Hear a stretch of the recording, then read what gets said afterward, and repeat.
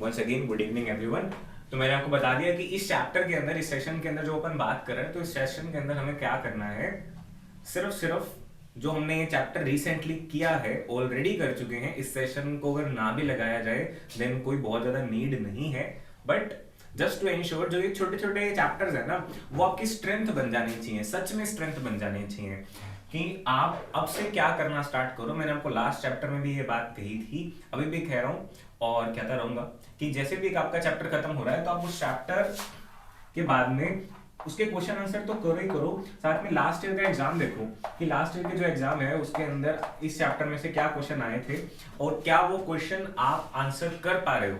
CBSE board है तो CBSE का एग्जाम देख लो, आरबीएसई बोर्ड है तो आरबीएसई का एग्जाम देख लो कि आप उसको आंसर कर पा रहे हो कि नहीं कर पा रहे हो। अपने बोर्ड का एग्जाम आप देखो, last year, last second year, last year का कंपार्टमेंट का एग्जाम देख सकते हो। माने बोर्ड लेवल के एग्जाम्स को आप देखो, बोर्ड लेवल की क्वेश्चंस को आप देखो कि आप उस पे क्या स्टैंड ले रहे हो। हर चैप्टर के बाद अगर आप ऐसा करना स्टार्ट कर दोगे तो आप देखना कि आपके पास सिलेबस खत्म होते होते कम से कम जो 2020 के अंदर जो एग्जाम आया था आपका, तो 2021 में आएगा ना, 2020 वाले एग्जाम के अंदर तो आप आउट ऑफ आउट माने 100% स्कोर कर लोगे, है ना। अगर इसमें आप स्टडी करने के बाद में 100% स्कोर कर पा रहे हो तो 2021 के अंदर भी हम उम्मीद रख सकते हैं, और इसमें ही नहीं कर पाओगे तो उसमें तो उम्मीद रखनी बेकार है ना। फिर उसके बाद यहां पे जर्नी और स्टार्ट हो सकती है कि हर ईयर का एग्जाम आप दे सकते हो। 2020 का देखा है तो 19 का देख लो, 19 के बाद में 18 का देख लो, 17 का देख लो, और हर एग्जाम के अंदर भी बहुत सारे एग्जाम छुपे होते हैं। लाइक 2020 के अंदर अलग अलग सेट्स अगर हैं तो अलग अलग सेट्स में अलग अलग क्वेश्चन आ जाएंगे, नहीं तो 2 एग्जाम तो होते ही होते हैं, एक जो मेन एग्जाम और एक कंपार्टमेंट एग्जाम जिसको सप्लीमेंट्री बोल देते हैं। तो हर साल बोर्ड के 2 पेपर तो निकलते ही निकलते हैं, ठीक है। तो उन पेपर्स को जब आप करोगे तो आपके पास एक अलग ही कॉन्फिडेंस आएगा, ठीक है। तो अभी भी इस चैप्टर को देखने के बाद भी, समझने के बाद भी, करने के बाद आप बोर्ड के एग्जाम को देखो, चेक करो उसमें कौन से क्वेश्चन आ रहे हैं, कौन से क्वेश्चन आए थे लास्ट ईयर और आप कैसे उसको करके आते हैं, तो आपको 100% मार्क्स मिल जाते हैं। मैंने कि एक चैप्टर, एक पेपर जो आपको दिख रहा है उसमें आपको 100% मार्क्स लेने हैं, ये करना काम, ठीक है। चलो इस चैप्टर को स्टार्ट करते हैं, dual nature of radiation and matter. इसकी रिवीजन करना स्टार्ट करते हैं। सबसे पहले आपने क्या किया था, अच्छा आप इस चैप्टर की अच्छे से रिवीजन करना चाहते हो तो आप भी क्या कर सकते हो, साथ में अपने साथ में एक नोटबुक रखो, एक पेन रखो, और ईमानदारी से जिसने पढ़ना है, जिसने समझना है, जिसने सीरियसली एग्जाम को लेना है, वो तो सेशन के अंदर कंटिन्यू करो। अगर कोई ये सोच रहा है कि नहीं मैंने तो सारा दिन लगाए ही है सेशन, मुझे तो सिर्फ सुनने की जरूरत है, लिखने की जरूरत नहीं है या अच्छे से देखने की जरूरत नहीं है, वो अभी छोड़ देना इस वीडियो को, ठीक है। उसे लास्ट तक बने रहने की जरूरत ही नहीं है, बिल्कुल भी जरूरत नहीं है, ठीक है। तो सीरियसली इसको समझ लो, इस चैप्टर को एकदम सील पैक कर दो आप, है ना, नो डाउट एट ऑल, ऐसा चैप्टर हो जाना चाहिए। तो चैप्टर के अंदर सबसे पहला कॉन्सेप्ट जो आपके पास आया था, अभी जितने बच्चे देख रहे हैं इसका मतलब वो सारे के सारे विलिंग है 100% मार्क्स स्कोर करने के। बहुत सारे बच्चे हैं, उनका मैसेज भी आया हुआ है, कुछ बच्चों ने तो खुद से कहा भी है कि सर इस ईयर 100 में से 100 लाने हैं, 100 में से 100 स्कोर करेंगे, कैसे करें सर, क्या तरीका है, उनको बताया भी हुआ है और कहा भी था कि आगे और बताएंगे। तो यही छोटे छोटे तरीके होते हैं, ठीक है। तो आप चलते रहो, आई अप्रिशिएट योर पेशेंस कि आप सारे बने हुए हो, ठीक है, बने रहो और करते रहना, इसको लिख लेना ईमानदारी से, लॉयल्टी से। सबसे पहले आपने डुअल नेचर ऑफ रेडिएशन लिखा था, ठीक है, हेडिंग जरूर लिख लेना। सबसे पहले आपने डुअल नेचर ऑफ रेडिएशन ये हेडिंग लिखी थी, तो ये हेडिंग के बारे में आपको पता होना चाहिए। डुअल नेचर ऑफ रेडिएशन आप कैसे जस्टिफाई करते हो ये आपको पता है। आप 2 पैराग्राफ लिखोगे, एक में लिखोगे कि रेडिएशन के कुछ फिनोमिना वेव नेचर से एक्सप्लेन किए जा सकते हैं ओनली, एक में लिखोगे कुछ फिनोमिना सिर्फ पार्टिकल से एक्सप्लेन किए जा सकते हैं या पार्टिकल नेचर को एग्जिबिट करते हैं। और दोनों डिस्कशन से हम ये कह सकते हैं कि रेडिएशन का, लाइट का डुअल नेचर होता है, वेव नेचर भी होता है और पार्टिकल नेचर भी होता है, ठीक है। ये हमारा फर्स्ट डिस्कशन का पॉइंट था। क्योंकि हम समरी में कर रहे हैं तो हम लिखने में इंटरेस्टेड नहीं है, हेडिंग लिख ली हमने, ठीक है जी। फिर अपन ने नेक्स्ट स्टार्ट किया था photo electric effect, but photo electric effect से पहले अपन ने स्टार्ट किया था इजेक्शन ऑफ इलेक्ट्रॉन्स। इलेक्ट्रॉन्स को बाहर निकालना, और उससे भी पहले वैसे आपको फ्री इलेक्ट्रॉन्स की डेफिनेशन करवाई थी मैंने, याद आ रहा है, मुझे भी याद नहीं है कि मैंने क्या करवा दिया क्या नहीं करवा दिया, है ना। तो बट जब मैं सोच रहा हूँ, क्योंकि अच्छे से पढ़ाया है मैंने, अपनी तरफ से अच्छे से पढ़ाया है, तो मुझे याद आ रहा है, मे बी 1-2 सेकंड बाद याद आ जाता है कि हाँ ये करवाया था पहले, कि फोटो इलेक्ट्रिक इफेक्ट लिखने लगा तो दिमाग ने वहां पे मुझे दिया, एक सिग्नल दिया कि नहीं इससे पहले एक और चीज करी थी, इजेक्शन ऑफ इलेक्ट्रॉन्स। फिर इजेक्शन ऑफ इलेक्ट्रॉन लिखने लगा तो फिर याद आया कि नहीं इलेक्ट्रॉन भी सिखाया था पहले, फ्री इलेक्ट्रॉन, शायद आपके पास भी ऐसा हो रहा हो, तो आपको पता लग जाएगा कि जो भी काम हुआ है फिर वो अच्छे से हुआ है, लॉयल्टी से। इजेक्शन ऑफ इलेक्ट्रॉन सिखाया आपको, जो फ्री इलेक्ट्रॉन है उनको बाहर कैसे निकाला जा सकता है। इसमें आप चाहो तो डायग्राम बना सकते हो, चाहो तो लिख सकते हो, चाहो तो कुछ भी ना करो। इलेक्ट्रॉन को बाहर निकालने के आपको कुछ एक तरीके सिखाए थे।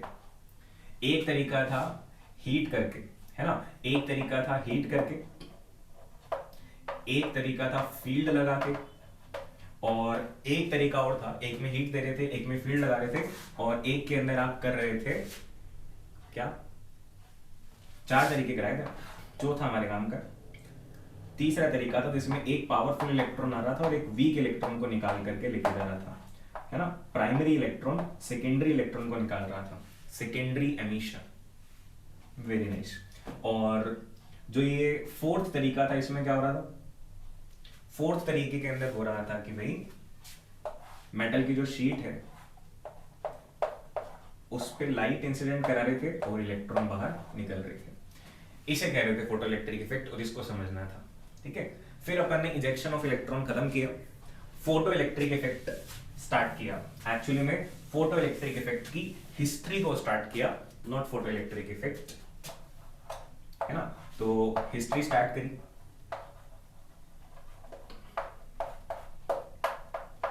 तो हिस्ट्री जब स्टार्ट करी तो हिस्ट्री के अंदर आपको सबसे पहले किन साइंटिस्ट का नेम वहां पे दिखाई दिया, सबसे पहले, yes, Hertz, Heinrich Rudolf Hertz, इनका नेम दिखाई दिया। इन्होंने एक्सपेरिमेंट किया था ईएम वेव पे, पर ईएम वेव के साथ में इनको ऑब्जर्वेशन मिल गई एक फोटो इलेक्ट्रिक इफेक्ट की, so he has the observation not the explanation. ये भी बात अपन ने काफी बार करी।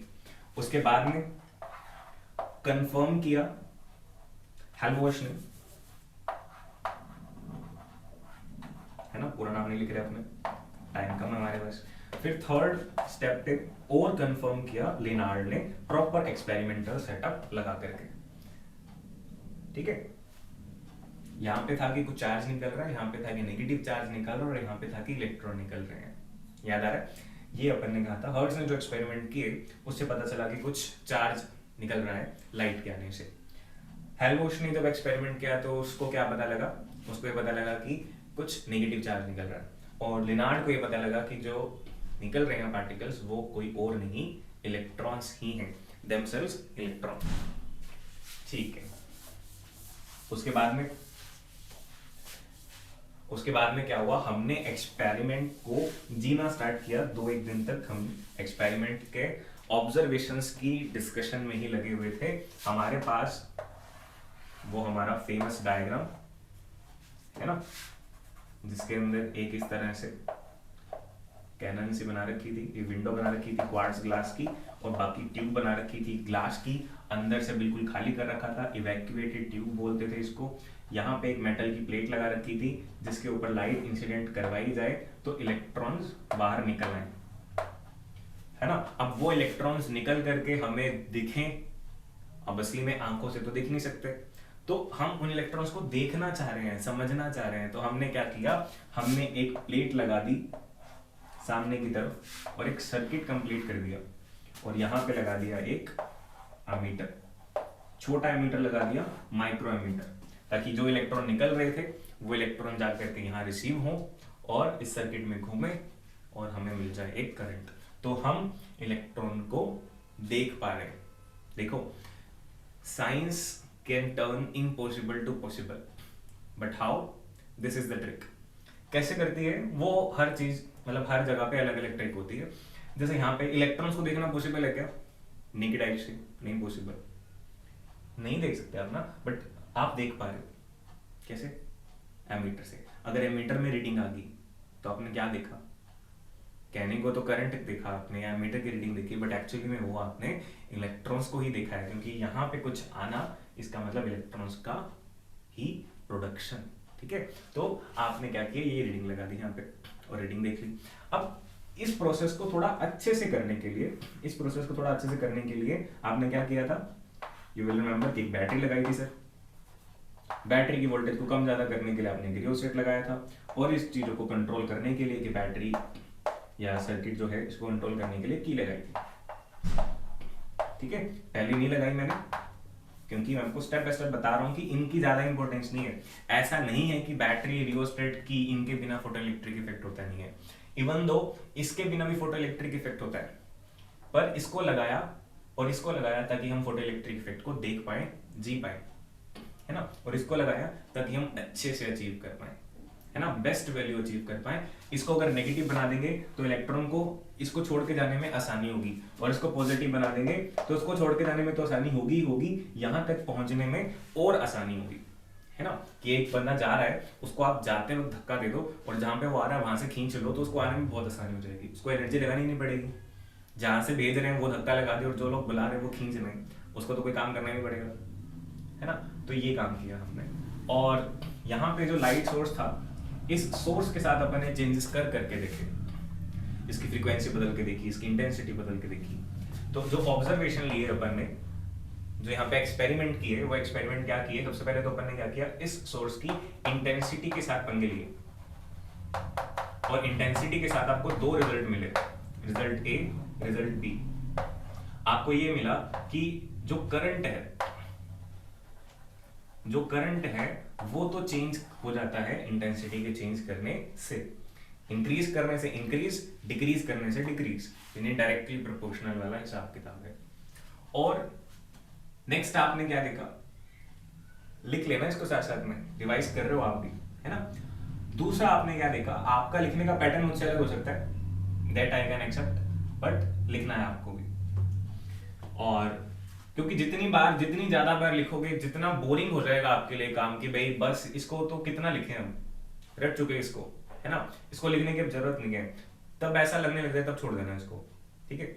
तभी एक बार और लिखने के बाद छोड़ देना। फिर अब जो इंटेंसिटी है, इंटेंसिटी का करंट पे इफेक्ट तो पड़ गया था, पर एक चीज थी जिसपे इफेक्ट नहीं पड़ रहा था, वो क्या थी, इन इलेक्ट्रॉन्स की काइनेटिक एनर्जी, इन इलेक्ट्रॉन्स की खुद की काइनेटिक एनर्जी, इन पे कोई इफेक्ट नहीं पड़ रहा, काइनेटिक एनर्जी पे कोई इफेक्ट नहीं पड़ रहा था। इस वजह से जो स्टॉपिंग पोटेंशियल था Vs या V नोट, इस पे भी कोई इफेक्ट नहीं पड़ता, है ना। फिर आपने सेकंड चीज को चेंज करके देखा था, दैट वाज फ्रीक्वेंसी,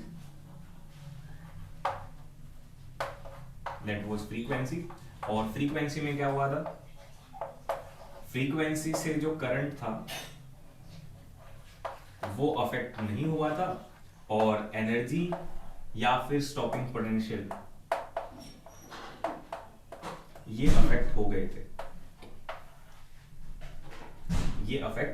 थे, अब ये जो ग्राफ है, कौन सा वाला, current with respect to potential, current with respect to potential वाला जो ग्राफ है वो आपको बनाना आना चाहिए, for different values of intensity and for different values of frequency. Frequency के अलग अलग वैल्यू पर और इंटेंसिटी के अलग अलग वैल्यू पर, या बिना इंटेंसिटी या फ्रीक्वेंसी पता किए भी आपको बनाना आना चाहिए। कैसे होता है, सिंपल ग्राफ होता है ऐसा कि बिना पोटेंशियल के कुछ करंट होगा, जैसे पोटेंशियल लगाओगे करंट बढ़ता बढ़ता कांस्टेंट हो जाएगा, है ना, एक सैचुरेशन अमाउंट उसको मिल जाएगा। और अगर आपने पोटेंशियल को डिक्रीज करना स्टार्ट करा तो डिक्रीज होते होते वो जीरो पे आ जाएगा, और इसी पोटेंशियल को आप कहते हो स्टॉपिंग पोटेंशियल, ठीक है। वैसे इधर भी एक नाम देने को अपन दे सकते हैं, जो अपन रेगुलर क्लास में बात नहीं करते, सैचुरेशन पोटेंशियल कह सकते हैं इसको, कि पोटेंशियल लगाते लगाते एक पॉजिटिव पोटेंशियल आपको पता चल जाए कि भाई इस पे काम हो रहा है पूरा, तो उससे ज्यादा पोटेंशियल आपको बढ़ाने की जरूरत नहीं है। अब ये जो ग्राफ है, ये ग्राफ अपनी शक्ल बदल लेगा अगर हम इंटेंसिटी को चेंज कर दें या हम फ्रीक्वेंसी को चेंज कर दें। इंटेंसिटी को चेंज करेंगे तो क्या होगा, इस तरफ चेंज देखने को मिलेगा आपको,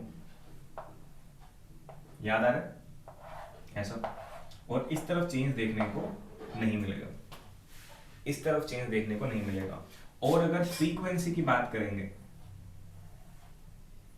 फ्रीक्वेंसी की बात करेंगे तो क्या होगा, इस लाइन पे हल्का हल्का सा चेंज देखने को मिल सकता है बट अल्टीमेटली नहीं देखने को मिलेगा, यहां पे देखने को मिलेगा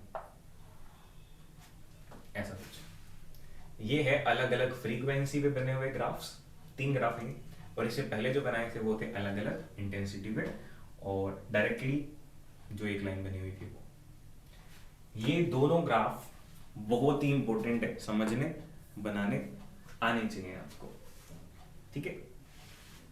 फिर अपन ने मेटल को चेंज करके देखा था, है ना, और मेटल को चेंज करके देखा था तो वहां पे भी एक ग्राफ बना था आपके पास, वो था Vs का न्यू के साथ, Vs का न्यू के साथ वो ग्राफ था।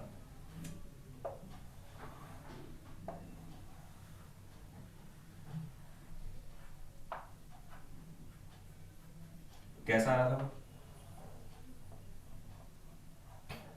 ये इकलौता ऐसा ग्राफ है जिसका टॉपिक आया था अलग से, ग्राफ अपने मैथमेटिकली भी निकाला था, कॉन्सेप्चुअली नहीं मैथमेटिकली भी निकाला था, है ना। ये थीटा, ये वाला न्यू नोट, ये न्यू, ये Vs, और दो मेटल के लिए 2 लाइन आती हैं पैरेलल। तो मेटल के लिए कभी भी कोई ग्राफ बनाने को आएगा ना तो 99% इसी ग्राफ की बात हो रही होगी, ठीक है। ये ग्राफ आपको बनाना आना चाहिए।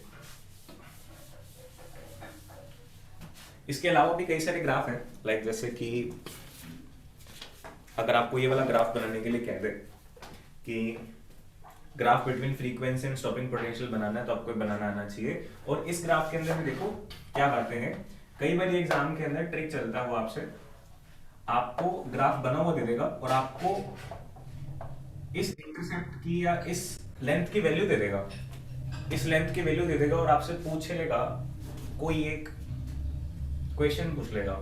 कैसे? आपको पता होना चाहिए, लेकिन मैं आपको बता दूं, अगर ये Vs वर्सेस न्यू वाला ग्राफ है तो आपको पता हो ये जो लेंथ है ये थ्रेशोल्ड फ्रीक्वेंसी को डिनोट करती है, इसकी जो स्लोप है ये h/e को डिनोट करती है ना, ये h/e को डिनोट करती है। और ये जो था ये किसको डिनोट कर रही थी, h nu naught by e, ऐसा कुछ ही था, है ना, इसको डिनोट कर रही थी, e से डिवाइड किया ना, इसको डिनोट करती है। तो और h न्यू नोट क्या होता है, फाई नोट या work function divided by e। समझो मैं आपको क्या कह रहा हूं, अगर आपको ग्राफ के अंदर इसकी वैल्यू दे दी, समथिंग सपोज 12 यूनिट्स, ठीक है, 12 यूनिट्स वैल्यू दे दी अगर, और आपसे पूछ लिया जाए कि किसी मेटल के लिए ये ग्राफ बना है और इसकी वैल्यू इतनी दे रहे हैं आपको, आप उस मेटल के वर्क फंक्शन की कैलकुलेशन करो। अब आप सोचोगे कि ग्राफ बनाना तो सर ने सिखाया था, वर्क फंक्शन की डेफिनेशन सिखाई थी, फॉर्मूला कराया था, पर ग्राफ से वर्क फंक्शन निकालना तो सिखाया ही नहीं। पर ये कॉमन सेंस ही है, आपको पता हो कि ये वर्क फंक्शन अपॉन ई ही होता है, तो अगर आपको 12 यूनिट्स दे रखा है तो सिर्फ 12 के अंदर ई का मल्टीप्लाई करना है और आपके पास वर्क फंक्शन निकला हुआ है, ठीक है। तो इस तरीके से आपको बातें पता होनी चाहिए। ये आपको दे दे और वर्क फंक्शन निकालने के लिए कहे तो आपको h से मल्टीप्लाई करवाना है और कुछ भी नहीं करना। इस तरह की बातें आपको पता होनी चाहिए।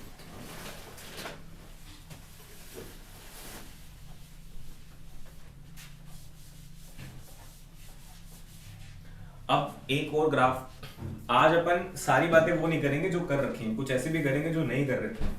जैसे कि अगर आपको कहे कि kinetic energy versus frequency graph बनाना है, अगर आपसे kinetic energy versus frequency graph बनाने के लिए कह दिया जाए तो देखो एक जैसा ही बनता है, सेम ही ग्राफ बनता है, जैसा पोटेंशियल के लिए बना था वैसा ही काइनेटिक एनर्जी के लिए बनेगा, क्योंकि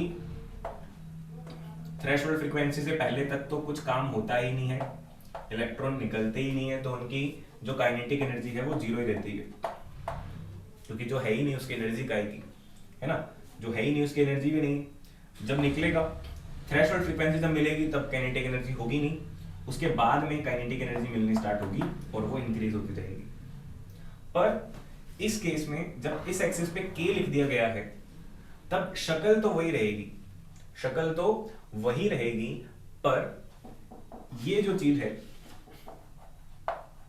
ये बदल जाएगी और इसकी जो स्लोप आ रही थी, जो आप tan थीटा को बड़े आराम से क्या लिख रहे थे, h/e लिख रहे थे, अब h/e नहीं लिख पाओगे, अब h/e नहीं लिख पाओगे, ठीक है। काइनेटिक एनर्जी का जो ग्राफ बनेगा, ये छोटी छोटी गलतियां नंबर कटवा देती हैं और जानबूझ के करवाई जाती हैं गलतियां ताकि नंबर कट जाए।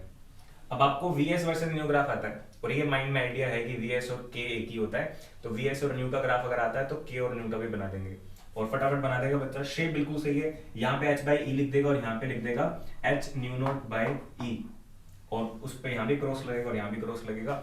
1 मार्क का क्वेश्चन है तो 0.5 मिलेगा, 2 मार्क का है तो 1 मिलेगा, आधे नंबर गए, ठीक है। सो अब क्या होगा, क्या आप बता सकते हो कि ये जो h/e है इसका आंसर h/e ना आकर के क्या आएगा? नहीं आएगा वो तो मैंने बता दिया, पर क्या आएगा, क्या बता सकते हो? यहां पे स्लोप का आंसर h/e नहीं आएगा, ये आएगा, तो वो ये क्या है, कैन यू टेल, बताओ। अगर नहीं बता सकते तो नो लिख देना, नहीं पता लग रहा तो मैं बता दूंगा, ठीक है। पता लग रहा है तो आंसर दे देना।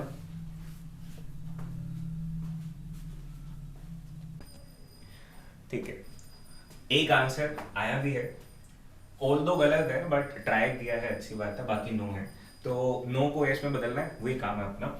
देखते हैं, यहाँ पे बस जो h/e है वहां से e हटा लो, h लगा दो और यहाँ पे h न्यू नॉट की जगह पर या h न्यू नॉट की जगह h new not by e की जगह h न्यू नॉट लगा दो।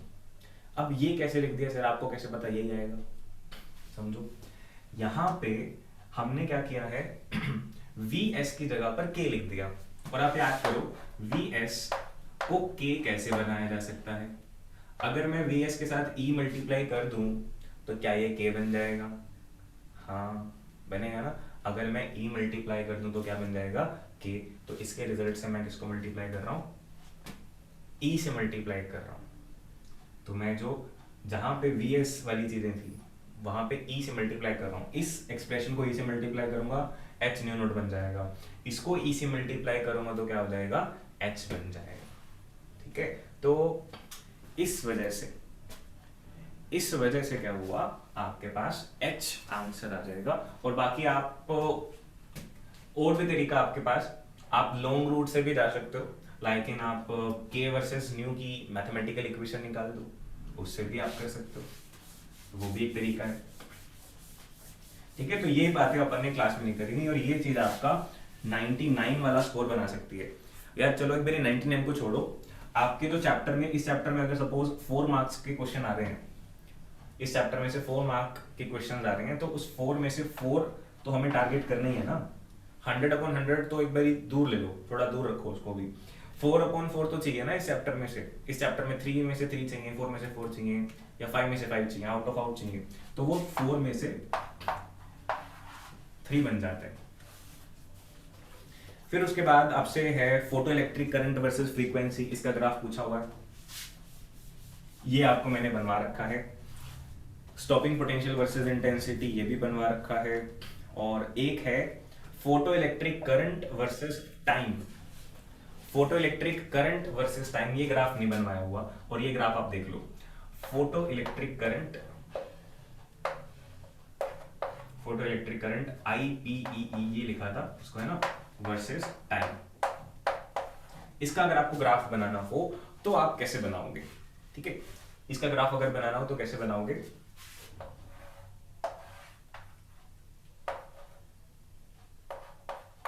I वर्सेस T, कुछ ऐसा ग्राफ बन रहे हैं और जहां पे सैचुरेट होने लग जाए उस टाइम की वैल्यू होती है 10⁻⁻⁹ सेकेंड। इस ग्राफ का मतलब क्या है वो समझो कि करंट, जैसे अपन बात करते हैं ना, ये बात अपन ने पहले भी करी है कि अगर किसी भी सर्किट के अंदर, जैसे आप फैन ऑन करो, लाइट ऑन करो, किसी भी स्विच के अंदर आप करंट का फ्लो स्टार्ट करते हो, स्विच को ऑन करते हो, तो करंट की वैल्यू जीरो से बढ़ते बढ़ते मैक्सिमम पे पहुंचती है और फिर उसके बाद में फिक्स हो जाती है जब तक आप उसको बंद नहीं करते, तो है ना। तो जीरो से लेकर के मैक्सिमम तक पहुंचने तक का ये गैप होता है, ये टाइम गैप, और फिर उसके बाद में चलती रहती है। तो हमने ये देखा था ना कि लाइट के आने पर जो करंट हमें डिटेक्ट हो रहा है उसके बीच में भी कुछ टाइम गैप है, पर वो टाइम गैप कितना कम है, कितना कम है, 10⁻⁹ डी एक्साइटेशन टाइम से भी कम टाइम है, उसका भी 1/10 है ये, ठीक है। तो ये ग्राफ भी आपको बनाना आना चाहिए, ये बना लेना आप, current versus time.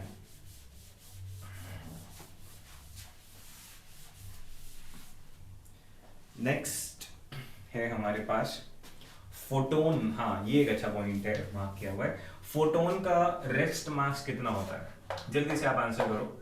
What is the rest mass of a photon? Photon का रेस्ट मास कितना होता है? फास्ट,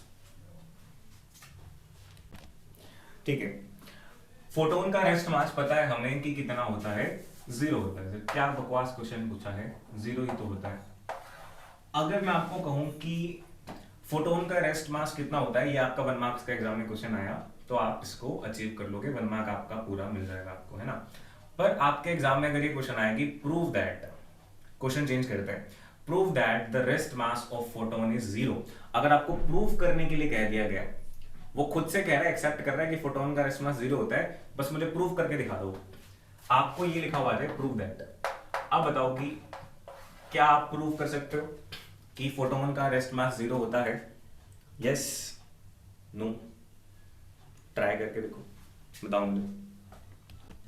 यही चीजें करनी है इस सेशन में। इस सेशन की यही इंपॉर्टेंस है, यही ड्यूटी है कि आपको छोटी छोटी चीजें निकल के मिलेंगी। इस चैप्टर में से ज्यादा कुछ बड़ा स्टफ आने वाला भी नहीं है। 1 मार्क का क्वेश्चन आएगा या 2 मार्क का क्वेश्चन आएंगे, उसमें भी 1-1 के 2 पार्ट होंगे, 3-4 इतने नंबर के पेपर आएगा इसका। सीबीएसई में शायद थोड़ा ज्यादा आ सकता है। लाइक अगर आप अपनी वेटेज देखोगे तो एटम, न्यूक्लियाई और इसको मिला करके आई थिंक 12 मार्क्स आपके बनते हैं, ठीक है। तो 12 मार्क्स बहुत ज्यादा होते हैं, जिसमें से 3 चैप्टर हैं। अगर इक्वली डिवाइड करें तो 4 मार्क पर चैप्टर, ठीक है। तो बताओ, क्या आप कर सकते हो इसका डेरिवेशन? फोटोन का रेस्ट मास 0 आप प्रूव कर सकते हो क्या? Answer is yes, answer is yes. But अब यस अगर आपने आंसर किया है तो पहली बात तो कांग्रेट्स कि आपने यस किया है। दूसरी बात, अब यस के पीछे क्या आपका आंसर है वो चेक करके देखते हैं कि मेरे वाले से मिल रहा है कि नहीं मिल रहा। नहीं मिल रहा तो फिर गलत है, ठीक है। क्या चीज? अभी एक आंसर मैंने देखा, यहाँ पे लिखा हुआ है कि बिकॉज सर इसकी रेस्ट वेलोसिटी नहीं है, because there is no rest velocity. तो पहले तो आप अपनी लाइन तो खुद पढ़ के देखो, आपको खुद हंसी आएगी। रेस्ट वेलोसिटी किसी की भी नहीं होती। मेरी रेस्ट वेलोसिटी होगी क्या? आपकी भी नहीं होगी, मेरी भी नहीं होगी, क्योंकि रेस्ट अगर कोई कर रहा है तो हाउ कैन ही मूव, और मूव नहीं कर रहा तो वेलोसिटी नहीं होगी, ठीक है। तो रेस्ट वेलोसिटी नहीं है, ऐसा तो कोई चक्कर नहीं है। रेस्ट मास 0 का मतलब फिजिकली ये मतलब होता है कि ये बंदा रुकने वाला है ही नहीं, ये कहीं नहीं रुकता, ये चलता रहता है, ठीक है। अब इसका मास 0 प्रूफ कैसे करेंगे आप समझो। आपने डायनामिक मास का फॉर्मूला पढ़ा है, ये फॉर्मूला किसका है सर? डायनामिक मास का। पर क्या इसको रेस्ट मास के फॉर्मूले में कन्वर्ट किया जा सकता है? बिल्कुल। डायनामिक मास को आप मल्टीप्लाई करा दो इस फैक्टर से,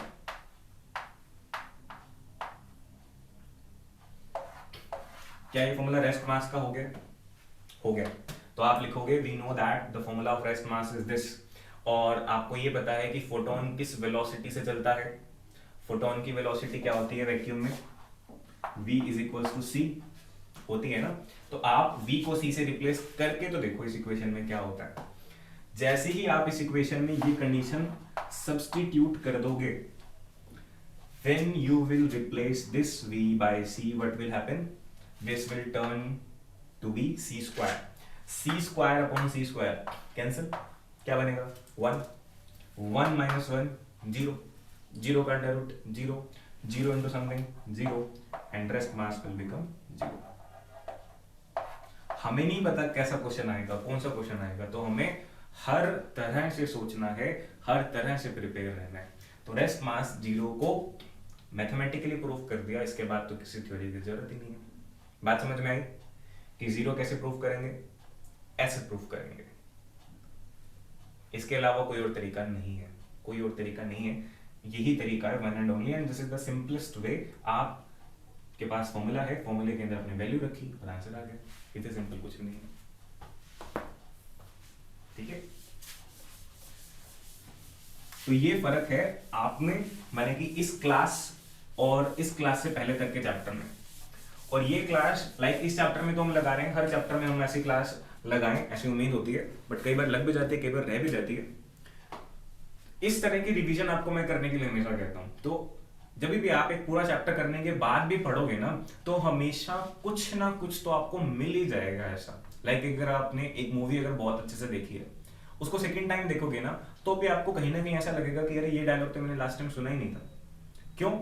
क्योंकि ऑब्वियसली हो सकता है कि शायद आपका ध्यान कहीं और था, आपने नहीं सुना, या सुन भी लिया हो. तो हम जितना सुनते हैं, जितना देखते हैं, उसमें से कुछ एक पार्ट इरेज भी तो होता है ना. तो वो इरेज हो गया, सुना था बट याद ही नहीं है आपको कि आपने सुना है. तो इसलिए आप हर चैप्टर के बाद में उस बात को सीरियसली लिया करो. और क्या है इसी से रिलेटेड बात? फोटोन में show diffraction. Photon diffraction show कर सकता है, इंटरफेरेंस भी शो कर सकता है. फोटोन जो है, फोटोन की वेवलेंथ चेंज होती है, फोटोन की वेलोसिटी चेंज होती है. ये भी आपको बात याद रहनी चाहिए, ये नोट्स में लिखी नहीं हुई थी, अपन ने पहले डिस्कस नहीं करी है कि क्या फोटोन की वेलोसिटी चेंज होती है. Answer is yes. फोटोन यानी लाइट ही तो है. क्या लाइट की वेलोसिटी चेंज होती है? हाँ होती है. अलग अलग मीडियम में अलग अलग होती है. सबसे ज़्यादा कहाँ होती है? वैक्यूम में, फिर एयर में, फिर उसके बाद में अलग अलग मीडियम में अलग अलग होगी. ठीक है. और अगर वेलोसिटी चेंज हो रही है, velocity is made up of two things. One is wavelength and second is frequency. Wavelength sorry velocity change होने का मतलब वेवलेंथ चेंज होती है, फ्रीक्वेंसी चेंज नहीं होती. ठीक है, फ्रीक्वेंसी चेंज नहीं होती. फ्रीक्वेंसी चेंज करने के लिए सिर्फ आपको एनर्जी से छेड़छाड़ करनी पड़ेगी. फिर लास्ट में अपन ने अच्छा ग्राफ्स कर लिए थे. इसके ग्राफ करने के बाद अपन चैप्टर की रिवीजन कर रहे थे ना, हमने ऑब्जर्वेशंस करी, ग्राफ करे और कुछ क्वेश्चंस की तरफ निकल गए थे अपन.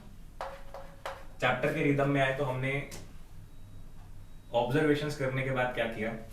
वेव थ्योरी का फेलियर किया.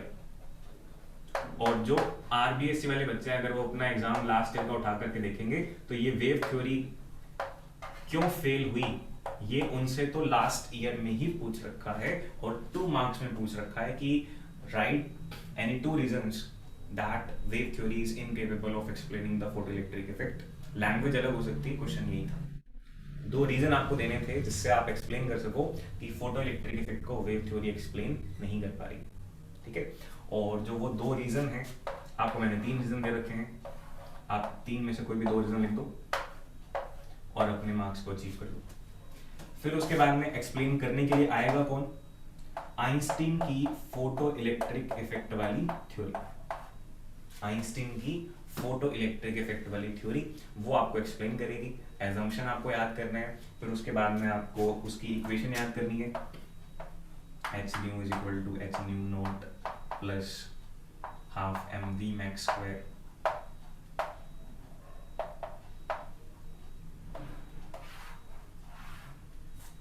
ये आपको याद करना है ना. और फिर उसके बाद वो ग्राफ था, ग्राफ अपन ऑलरेडी डिस्कस कर चुके हैं. एंड लास्ट में हमारे पास था फोटो सेल और डी ब्रॉय वाला कॉन्सेप्ट. ठीक है, फोटो सेल पर डिटेल्ड बात हो गई है, दोबारा डिटेल डिस्कशन करने की जरूरत नहीं है. फोटो सेल पे काफ़ी अच्छी डिस्कशन आपको मैंने ऑलरेडी करवा दी है. और डी ब्रॉय वाला उसको देख लेते हैं एक बारी, फिर से देख लेते हैं कि उसमें लैम्डा का जो फॉर्मूला है वो क्या है? h by p h by mv h upon under root, ये फॉर्मूले 2-3 बार आप लिख के देख लिया करो, मेरे पास स्पेस नहीं तो मैं ऐसे लिख रहा हूँ, आप एक लाइन में फटाफट धड़ाधड़ लिख लिया करो इसको, रूट 2m³ या फिर 12.27, this is just for electron.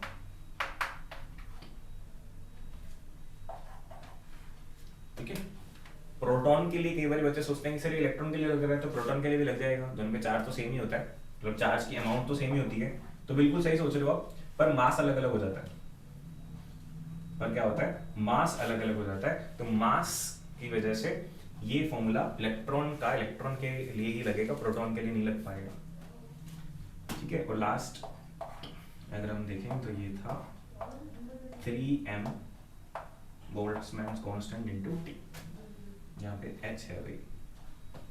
एक गलती हो रही है मुझसे, तो ये हो रही है, तो मुझे ये पता लग गया, लाइक अगर मैं कहीं कॉपी में इसको लिख रहा होता, अगर मैं 12th का स्टूडेंट होता, तो मैंने ये क्लास में भी नोट किया है, अभी भी नोट कर रहा हूँ कि मैं जब ये फॉर्मूले की अलग अलग फॉर्म्स बनाता हूँ तो मैं इस h को 1 लिख देता हूँ। तो मैं अपने नोट्स में साइड में कहीं लिख लूंगा कि मैं लिखते लिखते क्या करता हूँ, 1 अपॉन ये कर देता हूँ, तो इसको ऐसा कुछ भी वार्निंग साइन बना करके करेक्ट किया हुआ लिख करके निकाल दो कि ऐसा नहीं करना, ऐसा करना है। तो ये छोटी छोटी चीजें आप भी ऐड कर सकते हो कि आपसे जो गलती हो रही है आप वो लिख दो, है ना, accept your mistake and remove it. दो ही काम है आपको, ढूंढनी है कि क्या गलती है और हटानी है, तीसरा कोई काम नहीं है। ठीक है, ये तो होगी चैप्टर की समरी। उसके बाद इसके अंदर बहुत सारे क्वेश्चन हैं, बहुत सारे क्वेश्चन हैं, और वो बहुत सारे क्वेश्चन कितने हैं, वो हैं 53 क्वेश्चन फर्स्ट टॉपिक में। ये जो चैप्टर वाइज वाली बुक मैंने आपको हमेशा रिकमेंड करी है, उसी बुक को लेकर के मैं आज भी खड़ा हूँ।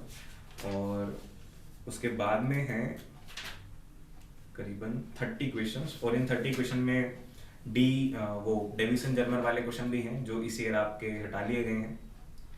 तो नियर अबाउट आपके 60 क्वेश्चन या 60 से ज़्यादा क्वेश्चंस हैं जो आपने यहाँ पे आंसर करने हैं।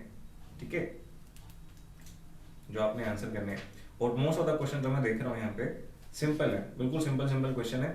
Most of the question like अगर 60 क्वेश्चन और 60 में से 40 क्वेश्चन या मोर देन 40 थ्योरेटिकल क्वेश्चन है कि वर्क फंक्शन क्या है, थ्रेशोल्ड फ्रीक्वेंसी क्या है, थ्रेशोल्ड वेवलेंथ क्या है, ग्राफ बनाने पूछ लिए, ग्राफ का एक्सप्लेनेशन पूछ लिया, ये सारे हैं। कुछ एक न्यूमेरिकल्स हैं, बस ज़्यादा कोई न्यूमेरिकल्स भी नहीं है। जैसे किसी में इंटेंसिटी पूछ रखी है, दिस इज क्वेश्चन नंबर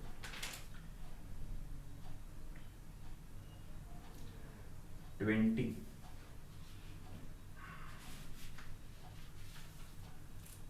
जैसे क्वेश्चन नंबर 20 है, एक क्वेश्चन देख लेते हैं, ठीक है, फिर पैक करते हैं अपन इसको। एक न्यूमेरिकल देख लेते हैं। कह रहा है कि आप करने की कोशिश करना, मोनोक्रोमेटिक लाइट ऑफ फ्रीक्वेंसी, एक मोनोक्रोमेटिक लाइट है जिसकी फ्रीक्वेंसी है 6 × 10⁻14 hertz. It is produced by a laser. The power emitted is 2 × 10⁻³ volt. Calculate energy of photon in a light beam. Calculate energy of photon in a light beam.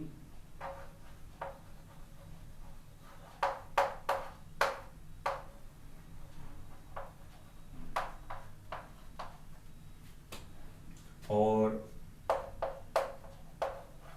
number of photons emitted by the source.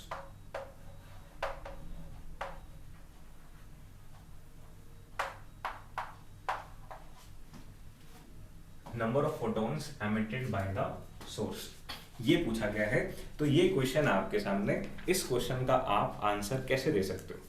ठीक है, इस पे आप सोचो कैसे करेंगे इस question को। कोई आइडिया लग रहा है? एनर्जी ऑफ द फोटोन और number of photons emitted, energy of the photon, energy of photon of beam ऐसे लिखा हुआ था, तो फोटोन की एनर्जी निकाल ली है। तो फर्स्ट पार्ट का आंसर तो आपके पास बड़ा ही क्लियर है देखो फर्स्ट पार्ट में कंफ्यूजन सिर्फ ये हो सकती है कि हमें एनर्जी ऑफ फोटोन निकालनी है या एनर्जी ऑफ बीम निकालनी है, क्योंकि फोटोन के लिए आंसर है एच न्यू और बीम के लिए आंसर है एन एच न्यू। ठीक है, तो फोटोन है, आपको पहले ये रीड करना है, ये समझ में आ गया कि फोटोन निकालना है, तो क्वेश्चन कुछ बचा ही नहीं। एच आपको पता है ऑलरेडी, न्यू आपको दे दिया, तो एच इंटू न्यू करना है, आपके पास आंसर आ जाएगा। फिर है नंबर ऑफ फोटोन्स। तो नंबर ऑफ फोटोन्स जो हैं वो कैसे निकलेंगे?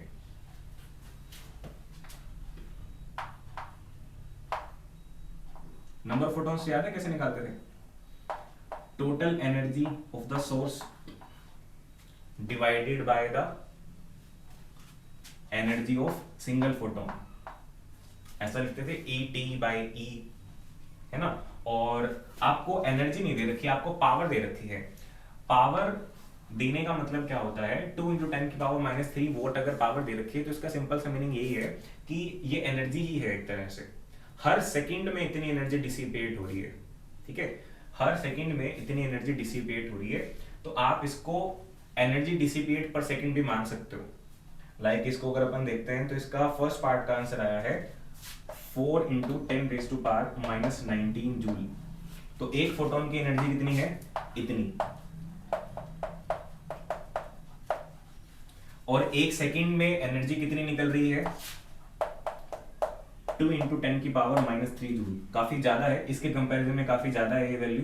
तो अगर आप इसको कट करोगे इससे तो आपके पास आंसर आएगा 0.5, और इसको ऊपर लेके जाओगे, माइनस का 19 प्लस का 19 में से 3 जाएंगे तो आपके पास बचेंगे 16, 10⁻प्लस 16।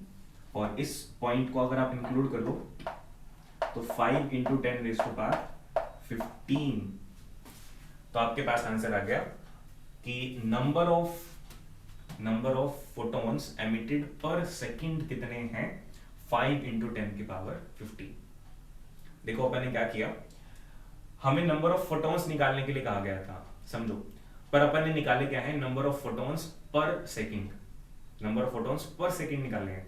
क्यों? क्योंकि नंबर ऑफ फोटॉन्स नहीं निकाल सकते आपको नंबर ऑफ फोटॉन्स किसी टाइम में पता होना ही चाहिए, क्योंकि आपको टोटल एनर्जी को किससे डिवाइड करना था? एनर्जी से। और एनर्जी होती है पावर इंटू टाइम। पावर होती है एनर्जी अपॉन टाइम, तो एनर्जी होती है पावर इंटू टाइम।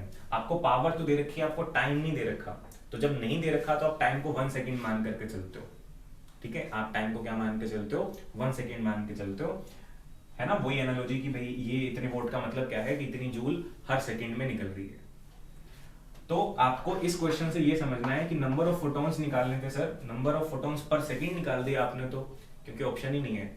आपको number of photons per minute कह देता तो पर मिनट निकालते, पर आर कह देता तो पर आर निकालते, और कुछ भी नहीं कहा तो पर सेकेंड ही निकालने पड़ेंगे। कब? जब आपको पावर नहीं दे रखी, सॉरी एनर्जी नहीं दे रखी, पावर दे रखी है, ठीक है, समझ गए। तो एक्चुअली में ये n/t का आंसर आया है। n का आंसर तो et/e होगा, which will be p into t/e। अगर इस t को यहां बुला लोगे तो ये क्या बन जाएगा? Power upon time. तो ये जो आपके पास आंसर आया है, ये क्या आया है? इतने फोटॉन्स पर सेकेंड निकलते हैं। बताओ, ये क्वेश्चन समझ में आया आपको? सिंपल सा क्वेश्चन था ये, वन ऑफ द क्वेश्चन जो अपन ने किया, ठीक है, p/e आएगा, सॉरी, ठीक है।